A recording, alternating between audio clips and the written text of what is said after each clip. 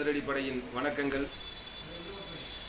தர்மமிகு சென்னையிலே பட்டினத்தார் ஓடி ஆடி விளையாடிய திருவெற்றியூரிலே வள்ளல் பெருமாள் வாடிய பயிரை கண்டபோதெல்லாம் வாடினேன் என்று சொன்னாரே, வள்ளலார் வாழ்ந்து ஓடிய பகுதியிலே, திருவெற்றியூர் பகுதியிலே, தாங்கல் பகுதியிலே பசு மாடுகளையும் பசு கன்றுகளை காளைகளை வெட்டுகிறார்கள் என்று மானமுள்ள சிவாஜி அவர்கள் காவல் நிலையத்திலே மனு வழங்குகிறார்.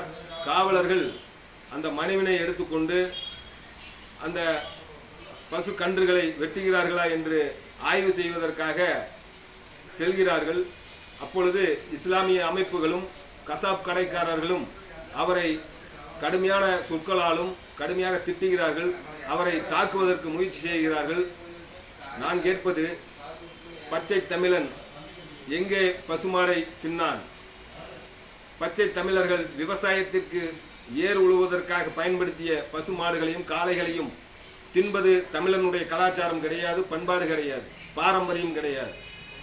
பசு இனம் என்பது தேசிய இனம். தமிழகத்தில் தெய்வமாக பசு மாட்டுக்கென்று மாட்டுப் பொங்கலை கொண்டாடுகின்ற சமுதாயம் இந்த தமிழ் சமுதாயம். இந்த தமிழகத்திலே, தெய்வீக தமிழகத்திலே, தமிழ்கடவுள் முருகப்பெருமான் அருளாட்சி புரியும் தமிழகத்திலே சட்டவிரோதமாக மாடுகளை கடத்தி கொள்வது எந்த வகையில் நியாயமானது?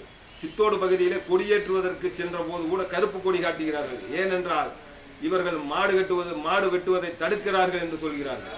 இதெல்லாம் ஏற்புடையதல்ல.